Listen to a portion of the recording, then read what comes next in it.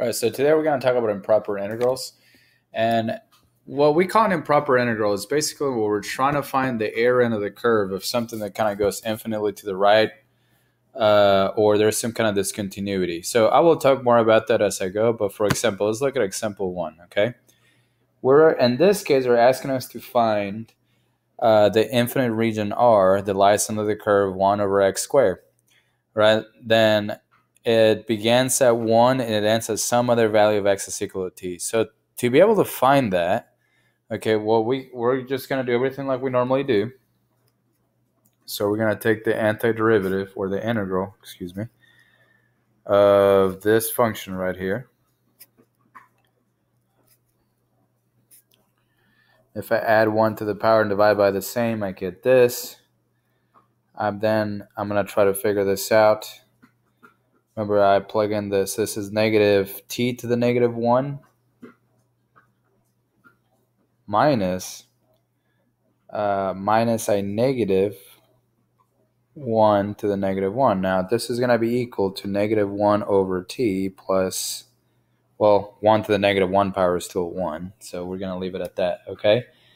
Now, this is asking us, what does that tell you about the area, right? So this is what's going to happen. Think about it. The larger the t gets, right, the larger this t value right here gets, the closer and closer the area is going to get to 1. Okay, so again, the larger we make that t, the closer and closer we're going to get to just basically canceling this out to be a 0, and that would end up with a 1, right? So essentially what we're doing here is actually we're kind of taking a limit without saying it, but what does that tell us? Well, what that tells us is that the bigger the t is, the value is going to be close to 1.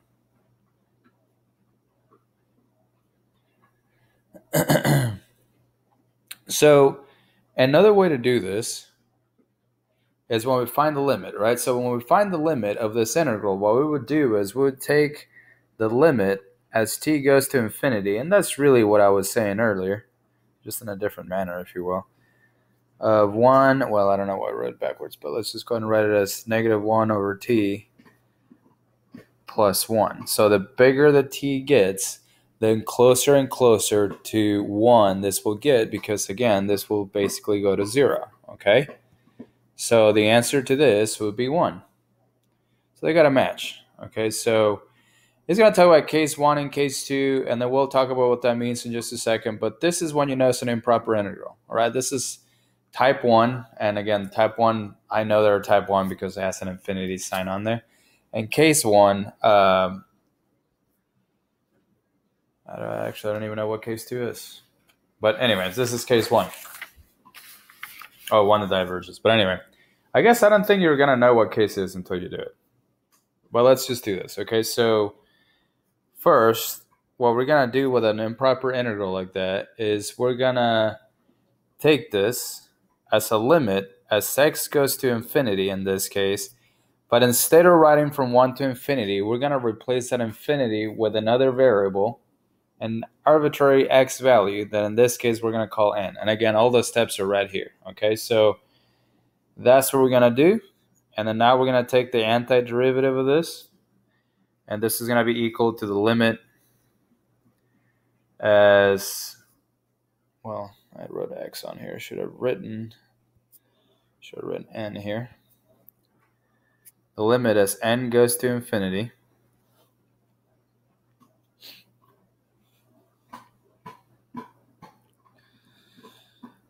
well, what is the antiderivative of 1 over x? Is the natural log of the absolute value of x, right? And then now we're going to try to figure that out. We're going to try to find the area under the curve between those two. So now I'm still taking the limit, but before I do that, I'm going to plug in that n. All right, so right here we have the natural log of the absolute value of n minus the natural log of the absolute value of 1.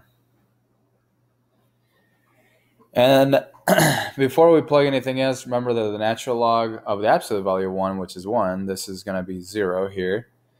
But what happens on this one, and for this one you might have to get your calculator to prove yourself that what I'm telling you is the truth, you essentially, if you take the natural log all the way to a larger and larger number, what happens is that this limit is going to go to infinity. All right, so the answer is going to be infinity on this one. So because that improper integral does not have an actual, it doesn't approach a certain value, we say that this integral diverges since the area is infinite. All right, so again, that's what we call a diverging integral right there. Okay, and again, if you have any questions, the natural log, I'll draw it here because that'll come up again. The natural log of the absolute value of x, all right, even though on your calculator it looks a little strange, is basically kind of like the natural log that you're used to, like this. All right, it gets closer and closer to this y-axis. But also because of the absolute value, I can take any negative number. It will give me the same value. Now, on your calculator, this may look, excuse me, this may look like a peak, all right, like a peak that kind of joins together, but they actually never do, all right? So I just want to make sure you know what that looks like because it'll become relevant later on. All right, so on example 3.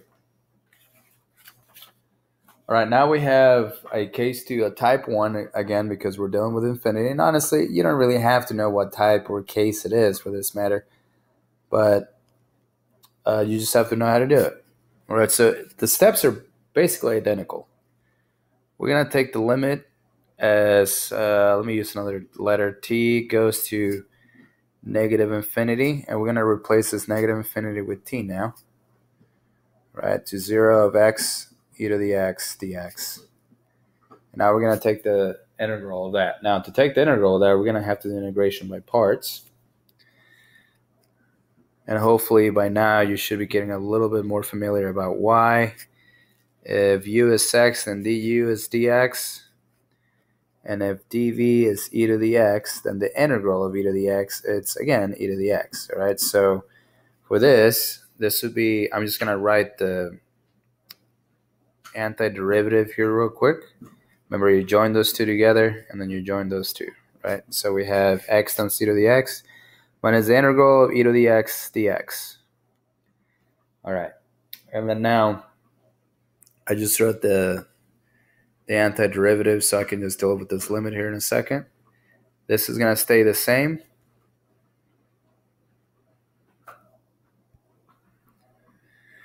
Now, the antiderivative of e to the x, like we said before, is still just e to the x, all right? Now, we're going to have to evaluate that between between t and 0. All right, so we're going to plug in the 0 first, and we plug in the 0. I would get 0 minus 1, so this would be negative 1. I guess I could write 0 minus 1 if you want to see it. And now we're going to plug in that t.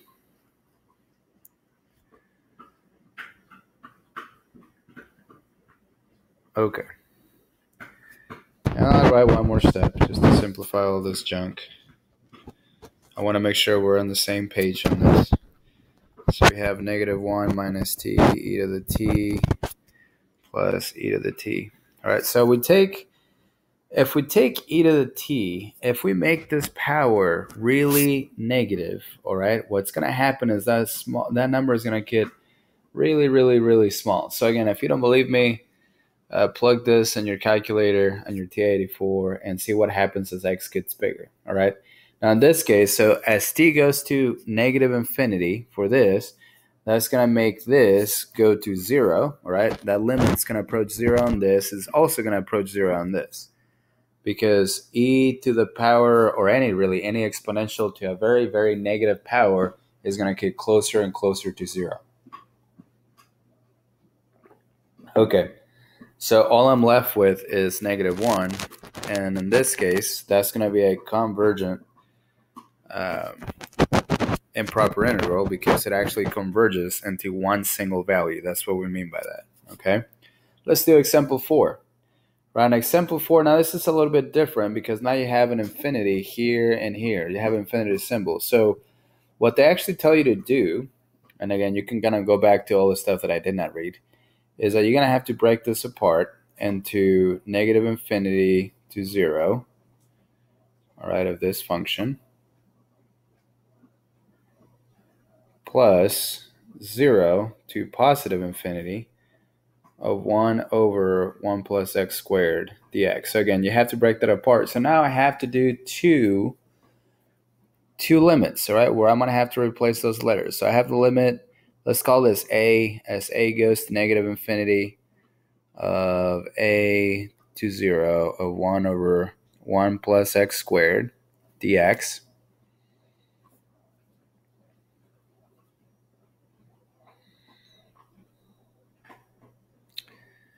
Oh, I have to write the limit here. And let's call this other limit b, as b goes to positive infinity of the antiderivative between 0 and b of 1 over 1 plus x squared dx. All right. Now, we're going to take the limit, but before we do that, right, so look, as we're heading further and further into this, right, the first thing I look at the integrals, I think, okay, maybe I can do U-Substitution. That doesn't work. It's definitely not trig substitution, all right, and I can break this apart. Like, they're not factorable, so I can do what I did on the, I think, 7-3, if I'm not mistaken, all right, so I can do that. So the only other thing that I was looking at is I looked at then I had to go to the inverse, which is the ones that I'm not familiar with. So I looked at the inverse trig function. Sure enough, they do fit that. All right, so the antiderivative of this would be the arctangent. And I would imagine that as we get further and further along into this, we're going to get used to seeing stuff like this. And it's going to be a little easier for us to recognize those patterns, right? So between a and 0 plus the limit as b goes to infinity of the arctangent of x between 0 and b. Okay. So we're going to plug in those numbers. So we have the limit as a goes to negative infinity of the inverse tangent or arctangent, which is the same thing, of 0 minus the arctangent of a. So I'm going to write this pretty much the same thing here.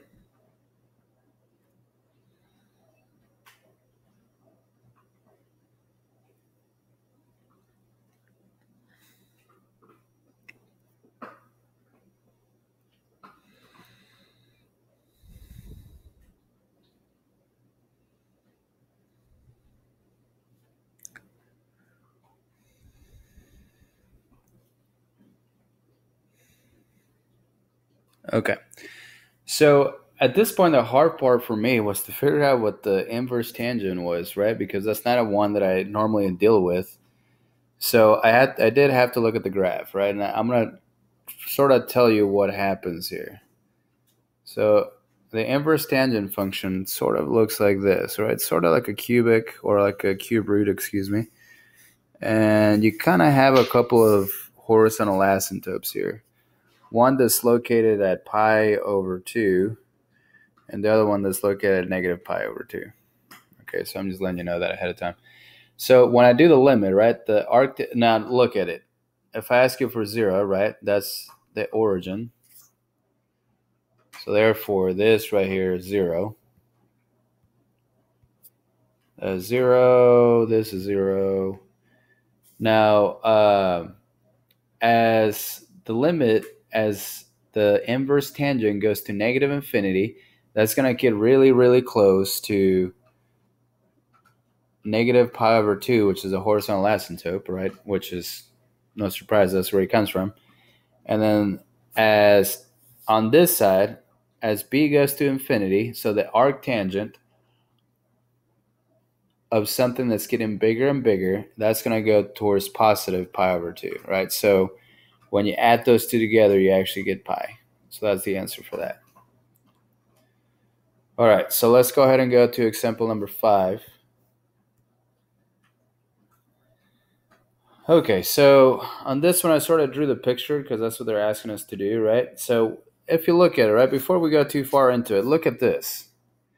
I know I cannot divide by 0, which means if x is 0, that can't happen, but also it cannot be anything negative, right? It cannot be anything less than 2, excuse me, because that would make it an imaginary on the bottom, right? So I can't do that.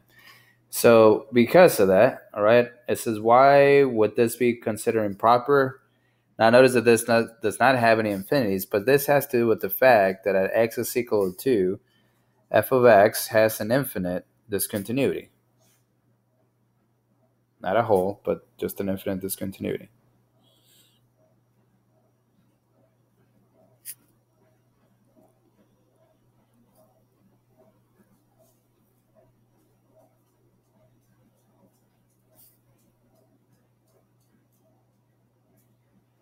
All right, so now we're going to solve that integral. So essentially what we're doing here, and perhaps this is when you notice this, is that we're going to try to integrate this function right here. All right, notice that on this one, they sort of are trying to do that work for you, but they're essentially trying to figure out what the area here would be, right? The problem, hopefully you see, is that the problem is going to be that this area kind of goes infinitely up and infinitely up at 2, and as it gets closer and closer to the x-axis, all right, it kind of goes forever to the right. So anyway, but we're going to bound it at 5 anyway. So now we're going to take a look, right? So let's just take the antiderivative. On this one, I'm going to use U-substitution. I'm going to say that u is x minus 2. So du is equal to just dx. All right, so if I were to do this, I would have 1 over the square root of u du, which is the integral of u to the negative 1/2 du. So this right here would be, if I had 1 to the power divided by the same, this is what I would get, right? Plus c or whatever. But I'm not really going to have plus c on this. So I just did that ahead of time so you'll know that where this is going to come from.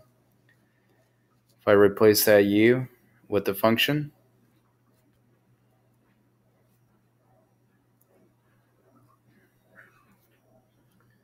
and I'm going to plug everything in.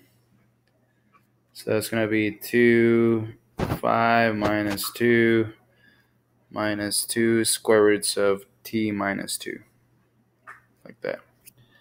All right, so this is going to be 2 square roots of 3 minus 2 square roots of t minus 2.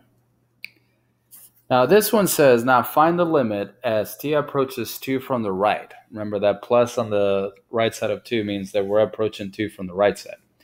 All right, so again, don't worry about what the function looks like for now. All I'm asking you is what would happen as I approach 2, okay, as I approach 2 from the right side. Think about what would happen, right? The closer and closer I would get to 2 from the right side, right? And I'm talking about like 2.001, 2.00001. This number right here would get so small that it would be basically 0. All right, so the limit as t goes to 2 from the right,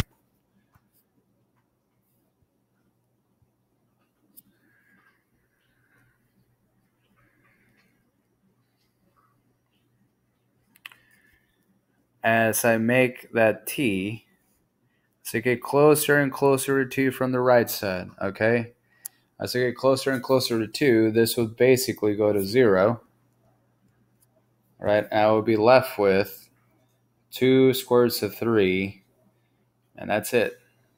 All right, so really the area under the curve, all right, between 5 and 2, that would be the area under the curve, all right? Kind of cool, I think, but maybe you don't think so.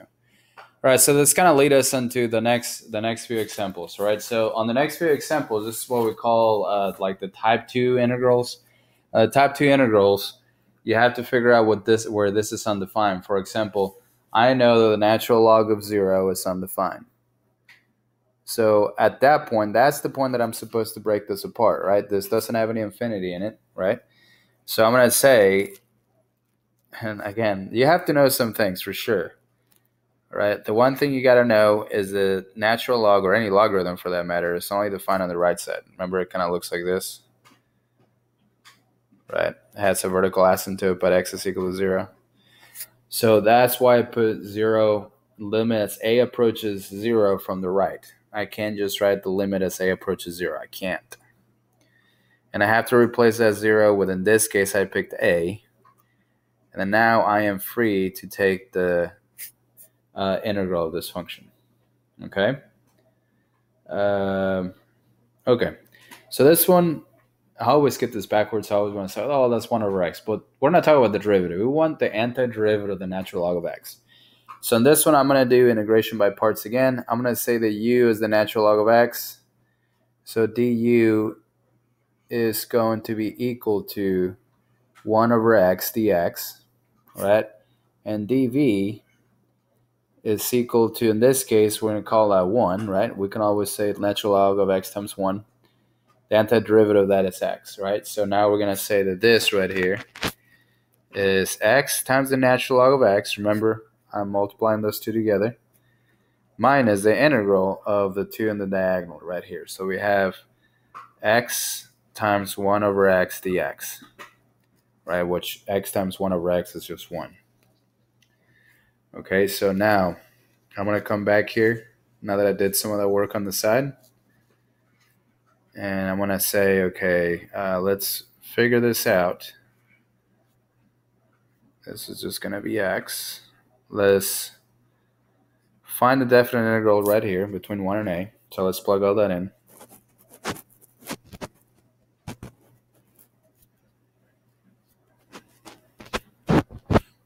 Excuse me, I did not plug that in. Let's plug that in. So we have 1 times the natural log of 1. So that's 0 minus 1. So again, this right here, because you didn't know, natural log of 1 is 0. So that's gone.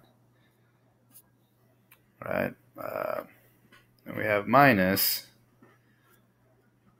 let's see, a natural log of a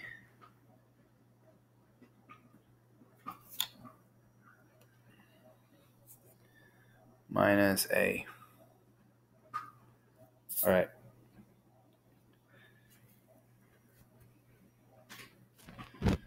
So it's going to be negative 1. Okay, now think about it.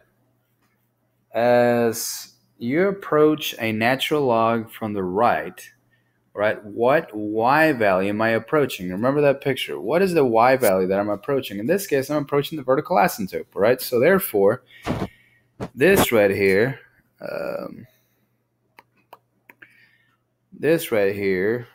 I hate to write it, but this would be 0, right? So as the natural log gets closer and closer to 0 from the right, that's just going to be 0. And this right here, this a is also going to be 0 because I'm approaching 0 from the right, right? So what's the limit? Well, the limit is just going to be negative 1. Right, so that would be the error end of the curve between 0 and 1. So remember that everything we did was just finding that, right? Which otherwise, without an improper integral, we couldn't do that. All right, let's go over to example number 7. Okay, so now hopefully you notice that there is a discontinuity, right? Excuse me. There is a vertical asymptote at x is equal to 1. So because of that, I'm going to have to break this apart into from 0 to 1, a 1 over x minus 1, plus from 1 to 3, a 1 over x minus 1.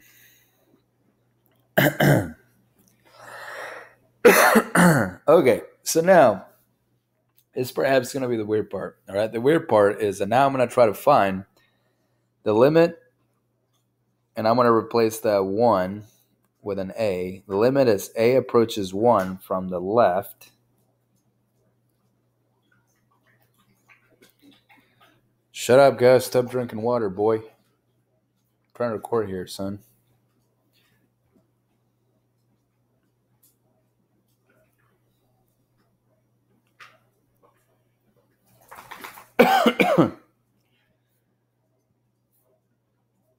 All right, so there's that.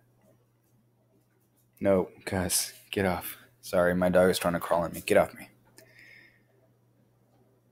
That's going to make the bones, Gus.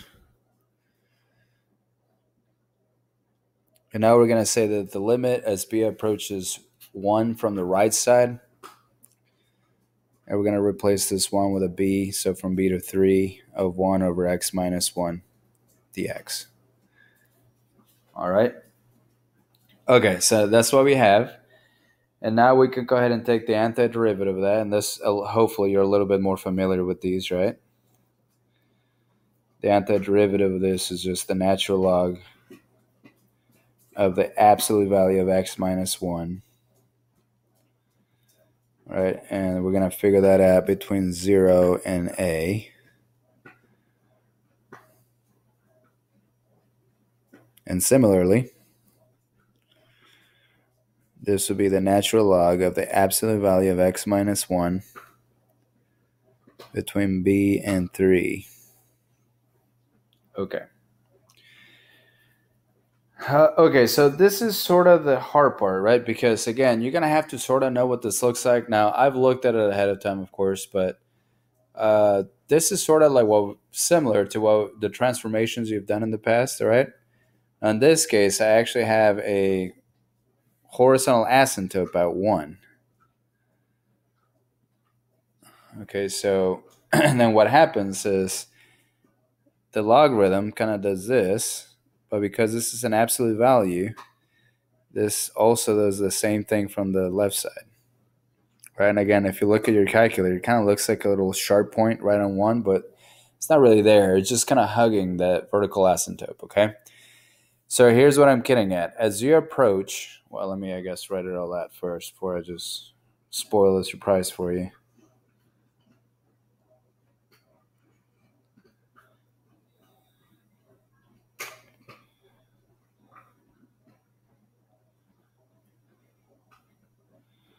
Oh man, this one's having all sorts of problems.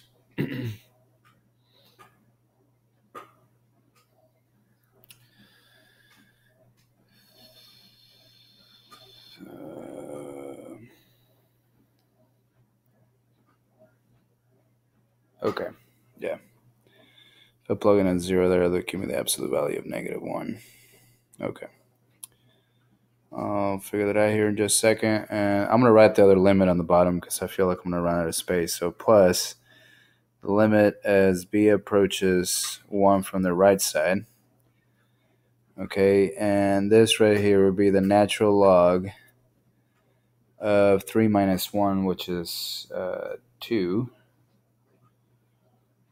minus the natural log of b minus 1. Okay, so here's the deal, guys. If you're looking at this picture, right, as a approaches 1 from the left side, all right, as you can see, that goes to negative. Remember, I'm asking you what y value am I approaching? In this case, I am not approaching a specific y value. The closer and closer I get to 1 from the left side, this actually goes to negative infinity. Right, so this will go to negative infinity. And as soon as I do that, as soon as I figure out that one of these limits is undefined, or not undefined, excuse me, but it's going to be unbounded, this means that this is going to be a divergent integral. So therefore, there's not an actual area that I can find. I can stop there. Now, it's the same idea happens on this right side. Right, this also will go towards negative infinity. But again, as soon as you find 1, you can just say, okay, the answer is definitely going to be does not exist, and it's going to be divergent. Okay, so but make sure if you know it's going to be divergent, you need to show me enough information to see that one part diverges. All right, so it only takes 1. You don't have to show me both.